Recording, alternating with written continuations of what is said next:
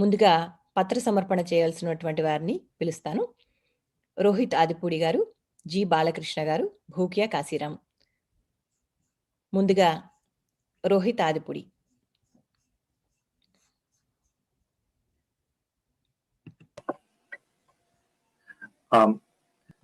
సమాచారస్వచ్ఛే నమః. ఆచార్య ఆచార్యజ్యోతి గారికి, ఆచార్య బూదాటి వెంకటేశ్వర గారి గుర్తులు ఆయనకి, ఆచార్య గీతా మాధవి గారికి అండ్ సాహితీ మిత్రులందరికీ నమస్కారం.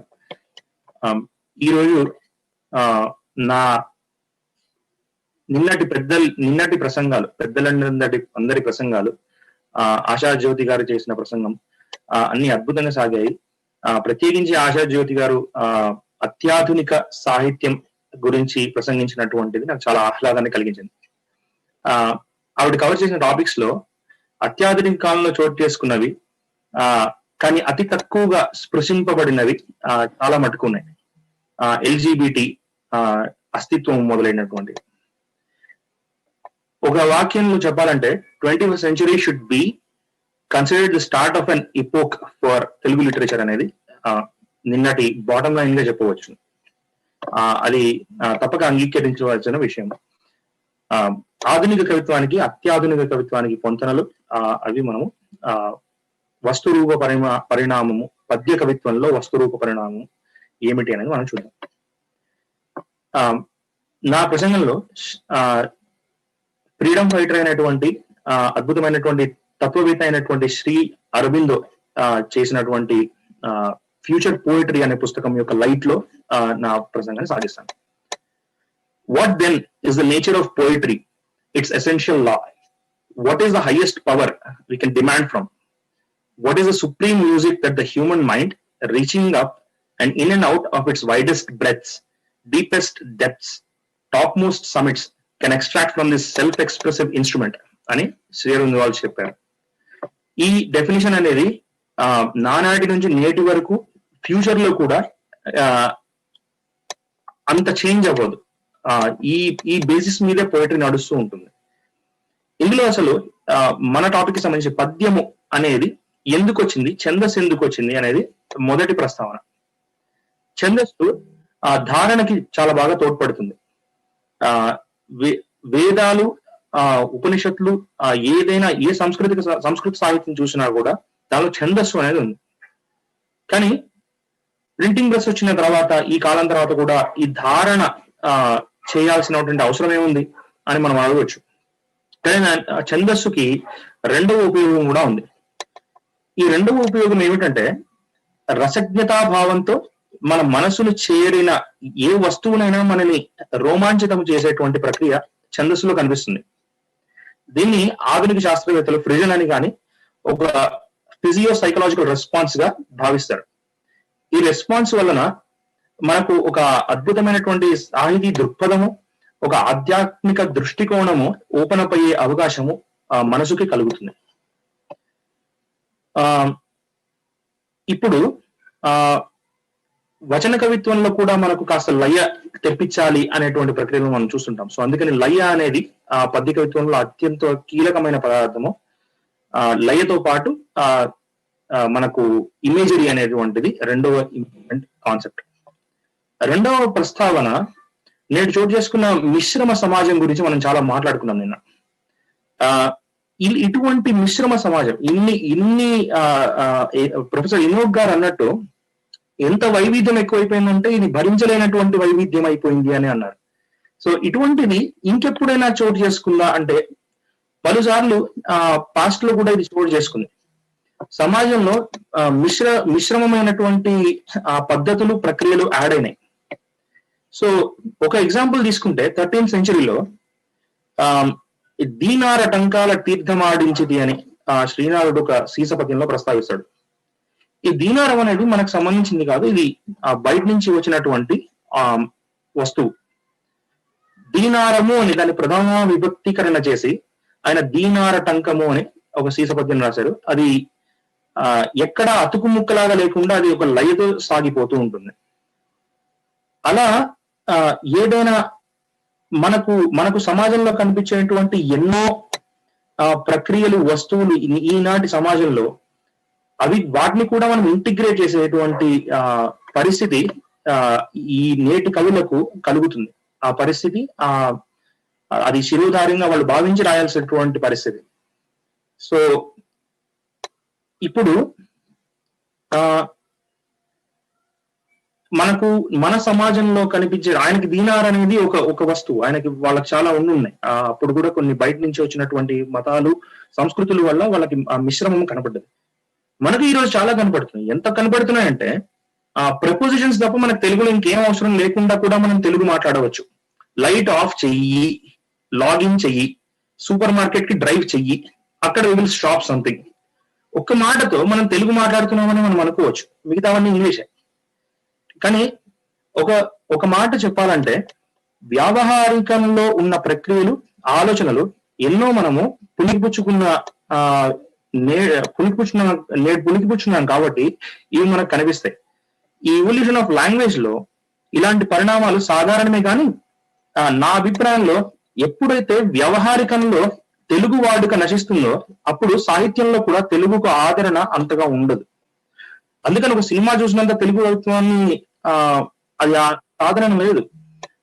కానీ గమనించాల్సిన విషయం ఏమంటే ఇది ఒక ట్రాన్స్ఫర్మేషన్ ఎరా, ఇది ఒక పర్మనెంట్ ఎరా కాదు, ఇది ఒక స్థిరపడిపోయినటువంటి ఎరా కాదు, ఇది ఒక ట్రాన్సిటివ్ ఎరా. అందుకని దీనికి కారణం ఏమంటే సామాజిక రచన చేయాలన్న సంకల్పాన్ని తలపెట్టే సాహితీ మిత్రులు, సమాజంలో పరభాష వ్యవహార శైలులు, పరసంస్కృత్యాధిపత్యము ఉన్నప్పుడు అతి పురాతనమైన పద్య రూపంలో సామాజిక విషయాలు వర్ణించడం కష్టతరం అవుతుంది. వ్యావహారికాన్ని, వాణిజ్యాన్ని తెలుగులోనే చేసే ప్రక్రియ మనం సాధించాలి. చైనా ఇది కొంతవరకు సాధించింది.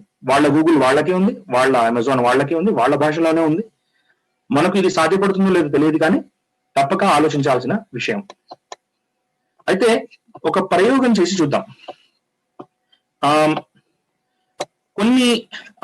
కొన్ని పరభాష వస్తువులను సాంప్రదాయ రీత్యా మనం ఇమిడేలా చేయడానికి ట్రై చేద్దాం. వీటిని పద్య రూపంలో గురుతులు ఆచార్య భూతాటి వెంకటేశ్వరులు గారు తరచు నాకు చెప్తుంటారు ఈ విషయంలో చాలా జాగ్రత్త పడమని. ఎక్కడైతే మనము బయట వస్తువు తీసుకొచ్చి మనము పద్య రూపంలో పెడతామో అక్కడ కాస్త హాస్యాస్పదమైనటువంటి పరిస్థితి మనకు ఏర్పడుతుంది. పూర్తిగా మనం తెలుగులో కానీ సంస్కృతంలో కానీ రాసినప్పుడు అది చాలా గంభీరంగా, అద్భుతంగా వచ్చే అవకాశం ఉంది. బట్ పరభాషని తీసుకొచ్చినప్పుడు మాత్రం కాస్త మనకు కష్టపడుతుంది, చాలా జాగ్రత్తగా ఉండాలి అని చెప్పి. ఒక ఉదాహరణ తీసుకుంటే సాగర ఘోష కావ్యంలో చాలా వస్తువులను, విషయాలను ఈ ప్రపంచంలో ఉన్న వాటిని గరికపాటి నరసింహారావు గారు ప్రస్తావించారు. కంప్యూటర్ మీద ఒక దండకం రాశారు. మరొక ఉదాహరణ చెప్పాలి అంటే ధారణ లేని ఎట్టి అవధానము వ్యర్థములి ధరిత్రిలోనని, ధారణ లేని అవధానము వ్యర్థము అని చెప్పడానికి ఆయన ఒక ఉత్పలమాలలో రాయేశారు. దాంట్లో కూడా ఆయన ఉదాహరణలు, విశేషణాలు చూపిస్తూ హారము లేని కారు, సుమహారము వేయని పూజ, చిల్లు సింగారము లేని గారె అని ఆ విశేషణాలు వేసుకుంటూ వచ్చారు. ఈ లయలో ఆ హారము లేని కారు అనేది అది ఇమిడిపోయి నడిచింది, కానీ ఒక పరభాష పదము యాడ్ అయింది అని మనకు అనిపించదు. ఒక హారం లేని కారు ఉండకూడదు కదా అనుకుంటాం తప్ప అది మనము ఏదో తీసుకొచ్చి అతికిచ్చారే అనుకో. కవి కూడా నేనేదో నాకు ప్రాసస్థానంలో ఏం పెట్టాలో దొరక్క నేను ఆ హారను అనే మాట పెట్టలేదు. హారము లేని కారు, సుమహారము వేయని పూజ, రాతో కుదిరేటువంటి పదాలు నాకు ఎన్నో ఉన్నాయి, అవసరమయ్యే పెట్టాను అని ఆయన చెప్పకనే చెప్పారు. మరొక ఉదాహరణ మనం చేయాలి అంటే ఒక 3 పదాలు తీసుకుని వీటిని మనము దీనారటంకము అనేది ఎలా విభక్తీకరణ చేశారో అలా చేద్దామని ప్రయత్నిద్దాము. ఇది ఒక ప్రయత్నం మాత్రమే, ఒక పద్య కవిగా నేను చేసిన ప్రయత్నం. ఒక అమ్మాయి మందార పువ్వులు పెట్టుకుని రాత్రిపూట నడుచుకుంటూ వస్తే ఆమెని 3 పరభాషా పదాలతో వర్ణించాలి. ఆహిస్తా, అందాజ్, సెహర్ అనేటువంటి 3 పదాలతో వర్ణించాలి అన్నప్పుడు ఒక శార్దులం అందాలు ఊరెడు మోముతో శిశిరమంద్ ఆహిస్తయుక్తంబుగన్ అందాజింపగ వచ్చనిచ్చటకు ఈ అంగార వర్ణాంగి తా మందారంబులు కూర్చి దాల్చిన శిరోమండమ్ము సెహరాకృతిని సందిగ్ధంబున పెట్టెనన్ను నిజమున్ సంధ్యారవిని పోలుచు అని ఈ సెహరాకృతి అని చెప్పి రాశాను. అది ఛందోబద్ధంగా ఛాందసంగా అది ఎంత కరెక్టో కాదో తెలియదు, కానీ ఆ లయలో ఇమిడిపోయేటట్టు ఆ శ్రీనాథుడు చేసిన ప్రయోగాన్ని చేద్దామన్న ప్రయత్నం. ఇది సాహితీ మిత్రులు ఎల్లరూ విశ్లేషించగలరు. అయితే మరొక ఎగ్జాంపుల్, ఎన్నో సంస్కృత పదాలు తెలుగు పదాలు ఇమిడిన విషయము వాస్తవం. అయితే ఒక ఆశ్చర్యకరమైనటువంటి పదము నాకు కనపడ్డది. ఒక చిన్న పద్యం రాశాను. పడవల చేయముల రయము వడివడిగా సాగినేడు వారధి వైపునని ఒక చిన్న కంద పద్యం, 2 పాదాలు అనుకున్నాం. ఇక్కడ పడవల చేయములు రయమున్ వడివడిగా సాగినేడు వారధి వైపున అన్నప్పుడు అంతా తెలుగే అనుకుంటాం. కానీ ఆశ్చర్యకరమైన మాట, పడవ అన్న మాట అచ్చ తెలుగు పదం అని మనం అనుకుంటాం, కానీ ఇది అచ్చ తెలుగు పదము కాదు. ఇది పడో అన్న మూల పదం నుంచి ప్రోటో హెస్పెరోనిషియన్ లాంగ్వేజ్ నుంచి వెలువడినది. దీనికి రిఫరెన్స్ కూడా నేను ప్రొవైడ్ చేశాను. కానీ ఒక ఇంపార్టెంట్ ఫ్యాక్టర్, ఈ పడవ అనేది తెలుగే అనుకుంటున్నాం కదా, తెలుగే కదా ఈ మాట అన్న మామూలుగా అన్న ఆలోచన మనకు వెలువడడానికి ఎంతో కాలం పట్టింది. సో టైం అనేది ఒక ఫ్యాక్టర్. ఒక ఇంటిగ్రేషన్ ఫోర్స్ లాంగ్వేజ్ మీద యాక్ట్ చేయాలన్నప్పుడు ఒక టైం అనేది కూడా ఒక ఫ్యాక్టర్. శ్రీ అరవిందులు ఫ్యూచర్ పోయిటరీ అనే పుస్తకంలో ఇందాక ప్రస్తావించినట్టు ఆయన రాసినటువంటి ఒక వాక్యము, in poetry as in everything else that aims at perfection, there are always 2 elements: the eternal true substance and the limitations and accidents brought in by the time element అని చెప్పి ఆయన రాశాడు. టైం అనేది కూడా మనం ఇవ్వగలగాలి. ఈ మిశ్రమ కాలంలో మనకు వెలువడేటువంటి పదాలు ఇవి కూడా ఫ్యూచర్ లో, ఒక ఫ్యూచర్ టైంలో ఎంతకాలం అనేది మనం చెప్పలేము. ఒక ఫ్యూచర్ టైంలో మాత్రం ఇది తెలుగు పదమే అని అంగీకరించే పరిస్థితి మన సాహితీ కృషి వలన వెలువడాలనే మన ఆకాంక్ష. మరొకటి రిథం. రిథం అనేది లయ. Rhythm is the premier necessity of poetic expression అన్నారు. It is a form of certain point of view. The rhythm, the poetic movement, that is of primary importance. For that is the first fundamental indispensable element without which all the rest, whether its other value, remains unacceptable to the muse of poetry అన్నారు. Rhythm అనేది ఎంత ఎసెన్షియలో ఆయన ఈ వాక్యంలో చెప్పారు. అందుకని ఎంత మార్పు చెందినా కూడా పద్యము ఆ లయను ఫ్రీగా మనకు బై డిఫాల్ట్ మనకి ఇస్తుంది కాబట్టి అది ఎక్కడికి పోదు అనేది నా విశ్వాసం. అండ్ ఈ అత్యాధునిక కవిత్వంలో కూడా ఎన్నో విషయాలు మనకు మోడర్న్ గా, పోస్ట్ మోడర్న్ గా కనిపించే విషయాలు కూడా పద్యరీత్యా మనం వర్ణించవచ్చు, ఆ పరిణామాన్ని చూపించవచ్చు అన్నది విశ్వాసం. మరొకటి స్టైల్ అండ్ సబ్స్టెన్స్. దీని గురించి కూడా మనము ఫ్యూచర్ పోయిటరీలో చాలా చూడవచ్చు. ఇప్పుడు నిన్నటి విషయము ఒకటి ప్రస్తావించాలంటే సామాజిక వైఖరులు. వీటిలో ప్రొఫెసర్ ఆచార్య జ్యోతి గారు చెప్పినటువంటి ఒక సిచ్యువేషన్ ఎల్జిబిటి సిచ్యువేషన్. పద్య కవిత్వంలో ఈ ఎల్జిబిటి మీద వాళ్ళ సపోర్ట్ గా రాసినటువంటి కవిత్వం నేను అంతగా చూడలేదు. ఎవరైనా నాకు చూపిస్తే కనుక తప్పక నేను దాన్ని యాక్సెప్ట్ చేయడానికి నేను ఐల్ బి వెరీ హ్యాపీ. కానీ నేను మాత్రం ఒక ప్రయోగం చేశాను. ఈ ఎల్జిబిటి వాళ్ళకు ఒక సపోర్ట్ గా ఒక పద్యం రాయాలి అంటే రాయవచ్చును. క్షణము సువర్చలన్నుకు సల్లలితాంగుల ప్రేమయానమున్ ప్రణయ దళంపులన్ సురుచిరప్రవరంబుల తెలుపు నలుపులన్ కణములనిచ్చి పొచ్చుకొనగన్ అనువేటికి నన్న వీరిపై రణముల నేలజేయ సురలాస్యమునందిది ఉండు చూడగన్. ఇది సురలాస్యమునందిది ఉండు. ఇది ఎల్జిబిటి అనే కాన్సెప్ట్ లు ఎన్నో మన పురాణాల్లోనే చాలా చోట్ల అక్కడక్కడ మనం చూడగలుగుతాం. సో వాళ్ళని మనము ఊరికి ఆస్ట్రసైజ్ చేసి అలా చేయాల్సిన అవసరం లేదు, అలా చేయకూడదు. దీనికి సపోర్ట్ గా సాహితీ ప్రపంచం అంతా కదలాలి. పద్య కవిత్వంలో కూడా ఇటువంటి మార్పులు రావాలి అని కోరిక. ఈ మరొకటి రూప పరిణామం. రూపము అనేది ఆచార్య బూదాటి వెంకటేశ్వర గారితో నేను తరచూ మాట్లాడినప్పుడు ఆయన నాకు చెప్పిన కొన్ని ఎగ్జాంపుల్స్. శ్రీనారాయణ రెడ్డి గారు చేసినటువంటి మా కళ్ళము అనేటువంటి రూప పరిణామం ఆయన చేయగలిగారు. ఆయన కన్నంలో ఉన్నటువంటి 2 చిన్న పాదాలు ముందు పెట్టి పెద్ద పాదాలు కింద పెట్టి రాయడం, అలా ఎన్నో ఉన్నాయి ఎగ్జాంపుల్స్. అలా చేయవలసిన అవసరం ఏమిటి, ఎందుకు మనం మార్పుని కోరుకోవాలి అన్నది చూస్తే, ఏ వస్తువునైతే మనం డిస్క్రైబ్ చేస్తున్నామో ఆ వస్తువుకి తగ్గట్టు మనకు ఆ పద్యము ఒక లయని ఆఫర్ చేయగలదు. ఆ లయలో మనం ఎన్ని విశేషణాలన్నా వేసుకోవచ్చు, ఎంత వర్ణనన్నా చేసుకోవచ్చు. ఆ లయ ఇట్స్ అన్ యాడెడ్ అడ్వాంటేజ్ పద్యంలో. అందుకని ఒకళ్ళెవరో నాకు తిరుగలి మీద రాయమనిస్తే అంత పద్యం రాయొచ్చు, తిరుగలి నేను చూసిన అని చెప్పి అలా స్టార్ట్ చేయొచ్చు ఏదైనా సరే. కానీ చూద్దాము, ఒక లయబద్ధంగా రాద్దామని చూస్తే ఒక వృత్తం తగిలింది. ఇది ఎక్కువ వాడుకలో లేదు, కాకపోతే ఈ వృత్తము అద్భుతంగా నాకు కావాల్సినటువంటి రిజల్ట్ ఇవ్వగలిగింది. భుజంగ శిశువృత్తము. ఆ తిరగలిని ఒకసారి తలుచుకున్నప్పుడు రటట రటట రటట అని చెప్పి ఆ రాళ్ళు చేసే సౌండ్ గుర్తొచ్చింది ఫస్ట్. ఆ సౌండ్ ని పద్యంలో చూపించగలుగుతామా? చూపించగలుగుతాము. భుజంగ శిశువృత్తము. కరములగని బిగించన్ తిరుగలినిడ నతండ మరనుగనుచు బలంబున్ మరల ఘనంబున్.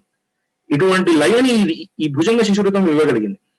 వస్తువుని బట్టి మనకు ఎంతో లయబద్ధత మనకు పద్యం ఇవ్వగలదు. వెతికితే ఎన్నో వృత్తాలు దొరుకుతాయి. గౌరీభట్ల బాలంగుని శర్మ గారు 100కు పైగా ఛందస్సులో రాశారు, ఇంకా ఎంతో మంది రాశారు. సో అటువంటి ప్రయోగాలు కూడా మనము నేటి అత్యాధునిక ప్రక్రియలలో మనం చేయగలగాలి. ఛందస్సు వాడుతూనే, రూల్స్ వాడుతూనే మనము పోస్ట్ మోడర్న్ గా కూడా మనం రాయగలుగుతాం. మరొక ఎగ్జాంపుల్, ఒక మిజైల్ ని డిస్క్రైబ్ చేద్దాం. మిజైల్ అనేది ఎప్పుడు లేదు, అసలు మిజైల్ కి పదం కూడా లేదు, సంస్కృతంలోనూ లేదు. సరే క్రియేట్ చేసుకోవచ్చు, ధూమోద్గమ యంత్రం అనొచ్చు. కానీ ఈ ప్రాబ్లం ఉందని చెప్పి నేను రాస్తున్నటువంటి ఒక శతకంలో దీన్ని ప్రస్తావించాను. శ్రీనాథ భట్టారక అని ఒక శతకంలో శ్రీనాథుడే వచ్చి మాట్లాడుతుంటే ఆయనతో చెప్తున్నట్టుగా ఈ మిసైల్ గురించి డిస్క్రిప్షన్. రాకెట్ అందురు దీని తెలుగు పదములు లభ్యంబుగా లేవు, నీ రాకన్ సంస్కృతమందు ధూమగత యంత్రంబనం సభ్యమే, సాగించన్ బలమెల్ల వ్యోమగత విస్ఫారంబు విస్ఫూర్జితోర్వీకాష్టంబిడు భండనాయుధమిదే శ్రీనాథ భట్టారక. ఉర్వీకాష్టంబిడు భండనాయుధమిదే శ్రీనాథ భట్టారక. ఈ లాస్ట్ 2 పాదాల్లో నేను మంచి సమాసం వేసుకున్నాను ఆ లయ కోసము, ఆ వర్ణన కోసము. మొదటి 2 పాదాల్లో చెప్పాను తెలుగు పదాలు లేవు దీనికి అని చెప్పి. సో ఉన్న వాస్తవాన్ని కూడా చెప్పగలిగి దాని గురించి ఒక ఉద్దేశాన్ని, ఒక తలుపుని మనము రేకెత్తించేలా చేయగలిగితే ఒక మంచి పర్పస్ సాల్వ్ అవుతుంది. ఇలా ఒక సమయాభావం అవుతుంది. ఎండ్ చేస్తాను. ఇలా మనకు మన ఇంకెన్నో ప్రక్రియలు, ఇంకా చాలా డిస్కషన్ ఉంది. సో మనము మరెప్పుడైనా మనం దీని గురించి చేసుకోవచ్చు. శతకాల గురించి కూడా బూదాటి వెంకటేశ్వర్లు గారితో మాట్లాడినప్పుడు శతకం అనేది ఎవర్ గ్రీన్ అని చెప్పి నాకు చెప్పారు. దాని గురించి కూడా పెద్ద డిస్కషన్. ఈ నవతరంలో కవులు ఇటువంటి ప్రయోగాలు చేసి ఎంతవరకు ఇది వాడొచ్చో విశ్లేషించి, చర్చించి, విమర్శించి మన తెలుగు భాషను నేటి యుగానికి తగ్గట్టు గౌరవప్రదంగా మలుచుకోవాలన్న భావనలో అత్యాధునిక కవులు ప్రయత్నించాలన్నది భావన. ఇటువంటి అవకాశాన్ని ఇచ్చినటువంటి బెంగళూరు యూనివర్సిటీ, నెచ్చలి అంతర్జాల మ్యాగజైన్ కి, ప్రొఫెసర్ ఆచార్య జ్యోతి గారికి, గీతా మాధవి గారికి, నాకు సపోర్ట్ గా నిలిచినటువంటి కురుతులీలు బూదాటి వెంకటేశ్వర్లు గారికి నమస్సులు. సెలవు. చాలా బాగుందండి, చక్కగా మాట్లాడారు. మంచి ఆలోచన చేశారు. పద్యంలో కూడా అత్యాధునికత లక్షణాలను చెప్పించి రచన చేయవచ్చు అన్నది చాలా మంచి ప్రస్తావన, మంచి ప్రయత్నం కూడా అవుతుంది. దీనారటంకముల అనేటువంటి పదం, దీనార్ అన్నది అరబిక్ వర్డ్, అంటే యునైటెడ్ అరబ్ ఎమిరేట్స్ లో వచ్చినటువంటి దీనార్ పదం మన శ్రీనాథుడికి ఎలా తెలుసు అన్న కోణంలో మనం ప్రయత్నం చేస్తే కొత్తవైనటువంటి విషయాలు, ఎన్ని కొత్త పదాలు మన కవులు నాటి కాలానికి, ఇతర దేశాలతో ప్రపంచీకరణని ఇప్పుడు మాట్లాడుతున్నాం కానీ నాటి కాలానికే ఈ సందర్భాలు ఉన్నాయి అనేటువంటి ఒక కొత్త ప్రస్తావన చేస్తే బాగుంటుంది, మన ప్రయత్నం చేస్తే బాగుంటుంది. ప్రాచీన సాహిత్యంలో ఈ ఎల్జిబిటి లేదు అని అన్నారు. అంత నేను ప్రయత్నం చేయలేదు కనుక నేను దాని గురించినటువంటి ఆలోచన చేయలేదు. కానీ మనకు హరిహర తత్వాన్ని ప్రతిపాదించే అయ్యప్ప దేవుడు ఏ కోణంలో మనం తీసుకురావాలి, భారతంలో బృహన్న లాంటి పాత్రలను మనం ఎలా అర్థం చేసుకోవాలి, శివుడు లాంటి దైవశక్తి భార్యను అర్ధనారీశ్వరుడుగా చేసుకోవడం వెనక ఉన్నటువంటి ఆలోచన ఏమై ఉంటుంది, ఇవన్నీ కొంచెం మనం లోతుగా చేస్తే ఈ ఎల్జిబిటికి సంబంధించినటువంటి వ్యవహారాలు చాలానే దొరకొచ్చు అన్నటువంటి ఆలోచన నాకు ప్రారంభమైంది. ఆ ప్రయత్నం ఒక్కళ్ళుగా చేయడం కంటే కూడా మీరు చెప్పినట్టుగా పద్య సాహిత్యానికి కానివ్వండి, ప్రాచీన సాహిత్యానికి కానివ్వండి, ఇప్పుడున్నటువంటి పరిశోధక విద్యార్థులకు, ఎంఏ చదువుతున్నటువంటి విద్యార్థులకు ప్రొఫెసర్ బూదాటి వెంకటేశ్వర్లు గారు చాలా ఆదరువు. మనకి ఏ సమస్య వచ్చినా కూడా, లేదా ఏ ప్రయత్నం చేయాల్సి వచ్చినా కూడా బూదాటి గారిని సంప్రదిస్తే మనకు చాలా సమాధానాలు దొరుకుతాయి. ఈ కోణంలో మనం ఎల్జిబిటి కోణంలో ప్రయత్నం కనుక చేస్తే ఎక్కడో ఒక సందర్భంలో ఈ ప్రస్తావన ఉండి ఉంటుంది అన్నది నా చిన్న ఆలోచన. ఆ కోణంలో చెయ్యాలి అనేటువంటి ఆ ప్రయత్నం అయితే, ఆలోచన అయితే ఉంది. అది ఎంత సఫలీకృతం అవుతుందన్నది నేను చెప్పలేని విషయం. ఈ ఎల్జిబిటి సమూహాన్ని మనం అందరం చాలా వ్యతిరేకిస్తున్నాం. వ్యతిరేకించడం కాదు కానీ పట్టించుకోవడం లేదు. అందుకే మార్జినలైజేషన్ అన్న మాట వాడాను నిన్న నేను.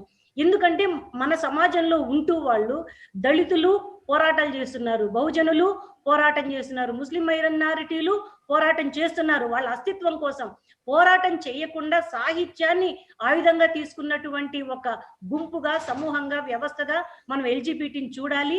ఆ సాహిత్యాన్ని మనం గౌరవించాలి. ఎందుకంటే మనందరిలాగానే వాళ్ళు కూడా కొన్ని ఆలోచనలు కలిగినటువంటి ఒక సమూహం. ఆ సమూహాన్ని మనం వ్యక్తులుగా గౌరవించాలి, ఆ అస్తిత్వాన్ని మనం గౌరవించాలి, ఆ సాహిత్యానికి ఒక గౌరవ స్థానాన్ని ఇవ్వాలి అనేటువంటి ప్రయత్నంలో నేను బలంగా ఆ దిశగా కృషి చేస్తూ ఉన్నాను. ప్రాచీన సాహిత్యంలో రోహిత్ మీకు ఇటువంటి సందర్భాలు ఏవైనా తగిలితే, ఇది ఉండి ఉండవచ్చు, మేడం చెప్పొచ్చు అని ఏదైనా మీకు సందర్భం అనిపిస్తే దయచేసి నాకు మెయిల్ గానే పెట్టండి. నన్ను సంప్రదించినా కూడా చాలా సంతోషం. మంచి పత్ర సమర్పణ చేశారు. ఇప్పుడు ఇద్దరు నిన్న మిస్ అయినటువంటి ప్రధాన వక్తలు, ప్రధాన స్పీకర్స్ ఇద్దరు ఉన్నారు, హర్నాథ్ గారు, రామనాథన్ నాయుడు గారు. హర్నాథ్ గారికి 9:45కి ఆయనకు కాలేజ్ లో ఒక పని ఉంది కనుక వాళ్ళకు ఇప్పుడు 9:45 to 5:45 దాకా వాళ్ళకి ఏవో నడుస్తున్నాయి.